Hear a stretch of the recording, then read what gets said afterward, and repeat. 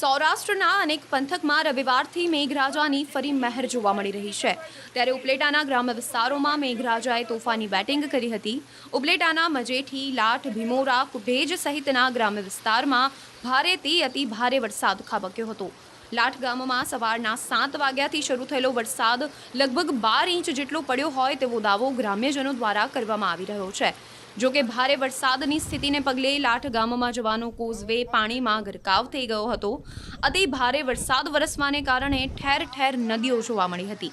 સામે આવેલા દ્રશ્યોમાં જોઈ શકાય છે કે ગામની દુકાનો બહાર ઢીંચણસમા પાણી ભરાયા છે, તો ગામમાં જ્યાં જુઓ ત્યાં પાણીનું જ સામ્રાજ્ય જોવા મળી રહ્યું છે।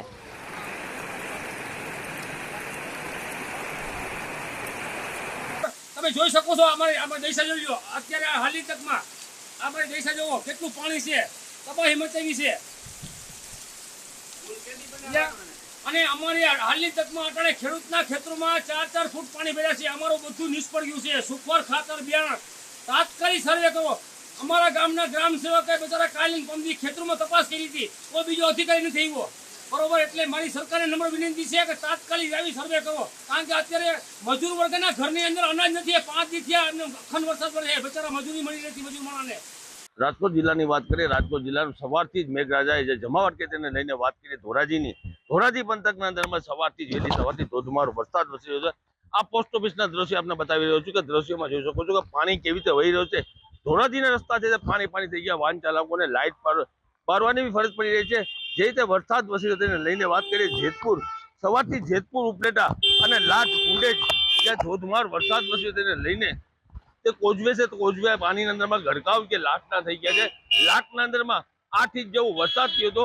વાત કરીએ જામકંડોળા અંદરમાં જે નાના ભાદરા છે, નાના ભાદરાના અંદરમાં જે કોઝવે છે તે કોઝવે પાણીના અંદરમાં ગરકાવ થઈ ગયો હતો।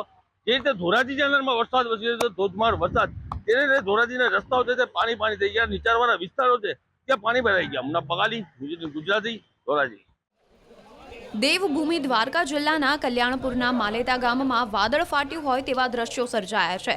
ગામમાં મેઘરાજાએ તોફાની બેટિંગ કરીને જનજીવનને અસ્તવ્યસ્ત કરી દીધું છે। ગ્રામજનોના દાવા પ્રમાણે માલેતામાં માત્ર 3 કલાકમાં 15 ઇંચ વરસાદ ખાબક્યો હોવાનો દાવો કરવામાં આવી રહ્યો છે। માલેતાના સરપંચ સામંતભાઈ ગોજિયાએ દાવો કર્યો છે કે સિંધડી નદીમાં ઘોડાપુર આવતા પાણી ગામમાં ધસી આવ્યું હતું। આ પાણી ગામમાં ઘૂસી જતા ગામમાં 5-5 ફૂટથી વધુના પાણી ભરાયા હતા, તો ગામના 100 જેટલા ઘરો વરસાદી પાણીના લીધે પ્રભાવિત થયા હતા। સરપંચે જણાવ્યું હતું કે 35 વર્ષમાં આવું પાણી નથી જોયું, તો લગભગ અડધું ગામ પાણીમાં હોવાનો સરપંચે દાવો કર્યો હતો।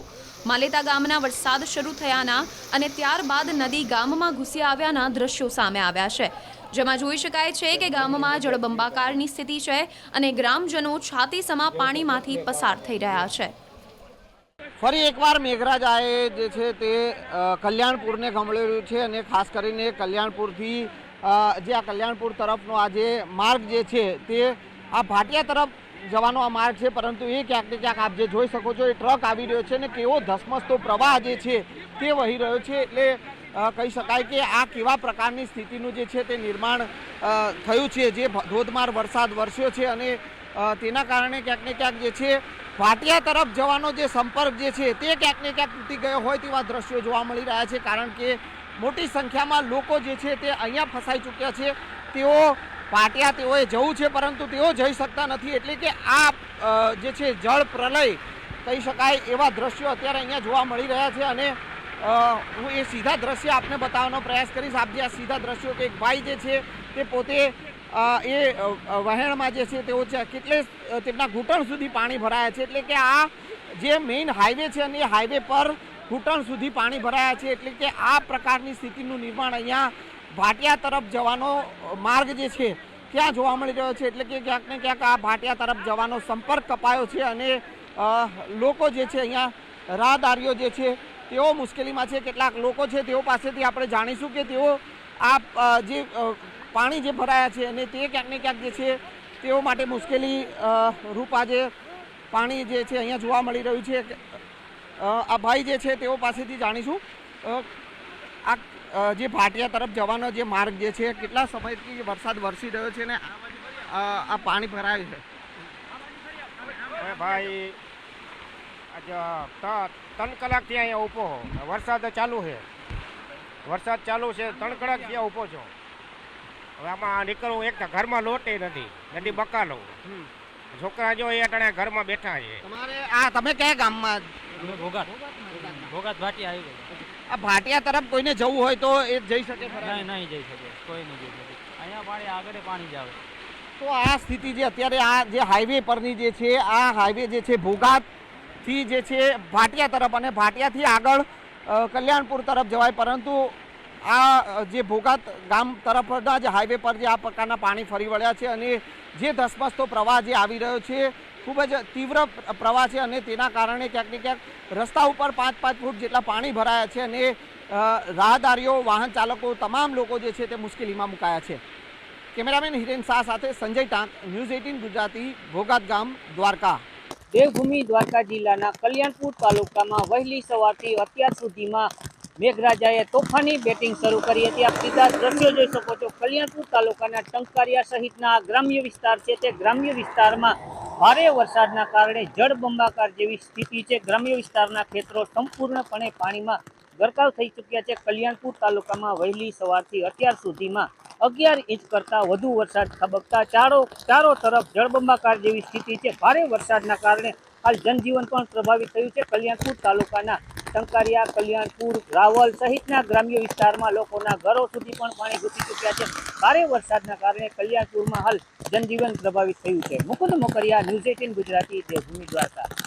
દ્વારકા જિલ્લાના કલ્યાણપુર તાલુકામાં વહેલી સવારથી અત્યાર સુધીમાં 11 ઇંચથી વધારે વરસાદ ખાબક્યો છે. ત્યારે હું આપને દ્રશ્યો બતાવવા માંગીશ. ન્યૂઝ 18 ગુજરાતી ગ્રાઉન્ડ ઝીરો પર પહોંચી ચૂક્યું છે. દ્વારકા જિલ્લાના કલ્યાણપુર તાલુકાના ભાટિયા ગામના આ દ્રશ્યો છે. ભાટિયા ગામના આ દુકાનો છે, તે દુકાનો હાલ પાણીમાં ગરકાવ થઈ ચૂકી છે. વાહનો છે, તે વાહનો પણ પાણીમાં ડૂબવા લાગ્યા છે. હાલ જનજીવન પણ પ્રભાવિત થયું છે. બીજી તરફ વાત કરીએ તો ભાટિયાની આ મુખ્ય એન્ટ્રી ગેટ છે, ત્યાં સુધી પાણી ફરી વળ્યા છે. આપ સીધા જે કાર છે, તે કાર પણ પાણીમાં બંધ થઈ છે. જનજીવન પણ પ્રભાવિત થયું છે. લોકોને અવર જવરમાં પણ મુશ્કેલીનો સામનો કરવો પડી રહ્યો છે. આપ સીધા દ્રશ્યો જોઈ શકો છો. ભાટિયાની આ દુકાનો આવેલી છે, તે દુકાનોની અંદર પણ પાણી ફરી વળ્યા છે. લોકોને મુશ્કેલીનો સામનો કરવો પડ્યો છે. ભાટિયામાં અત્યાર સુધીમાં 11 ઇંચથી વધુ વરસાદ ખાબકતા હાલ જળબંબાકાર જેવી સ્થિતિ જોવા મળી રહી છે. મુકુંદ મોકરિયા, ન્યૂઝ 18 ગુજરાતી, દેવભૂમિ દ્વારકા.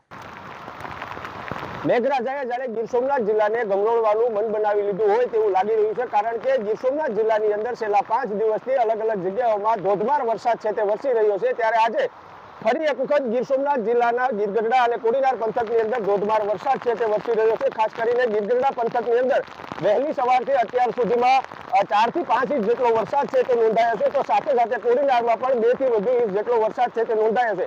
જોકે ગીર જંગલની અંદર ધોધમાર વરસાદ પડવાને કારણે ગીરની જે નદીઓ છે તે બે કાંઠે વહી રહી છે. તો કેટલાક એવા ગામો પણ છે કે જે સંપર્ક વિહોણા બન્યા છે, કારણ કે રોકડાઓ અને નદીઓના પાણી છે તે રસ્તાઓ ઉપર વહી રહ્યા છે.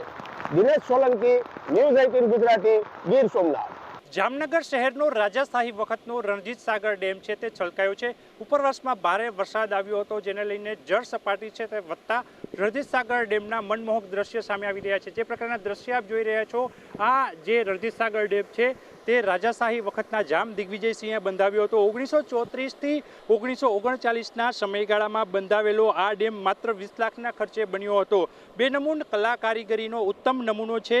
6 વર્ષની જે પ્રકારે વાણાવાઈ ગયા ત્યારબાદ 27 ફૂટની આ ઊંડાઈ ધરાવતો જે ડેમ બન્યો હતો, એમાં 987 MCFT પાણી છે એ પણ સમાય છે. સમયાંતરે આ ડેમ હાલ મહાનગરપાલિકાને હસ્તગત કરવામાં આવ્યો છે અને આ ડેમ હાલ ભરાઈ જતા જામનગર વાસીઓને પીવાના પાણીનું સંકટ છે તે ટળ્યું છે. જામનગરની વાત કરીએ તો જામનગર શહેરને અહીંથી ગ્રેચ્યુટી મારફત કોઈ પણ સાધન સામગ્રી વખત હાલ પણ પીવાનું પાણી પૂરું પાડવામાં આવે છે. આ ઉપરાંત આસપાસના ગ્રામ્ય વિસ્તારોને પણ આ રણજીત સાગર ડેમ ભરાતા જે સિંચાઈના પાણીનો પ્રશ્ન છે તે હલ થયો છે. ખેડૂતોના તળ પણ જે ખેતરોના છે તે સાજા થયા છે. ત્યારે જામનગરનો આ રણજીત સાગર ડેમ જે ઐતિહાસિક ડેમ છે તે છલકાતા નયનરમ્ય દ્રશ્યો પણ સામે આવ્યા છે અને જળ સંકટ પણ ટળ્યું છે. કેમેરામેન મનસુખ રામોલિયાની સાથે કિંજલ કારસરિયા, ન્યૂઝ 18 ગુજરાતી, જામનગર.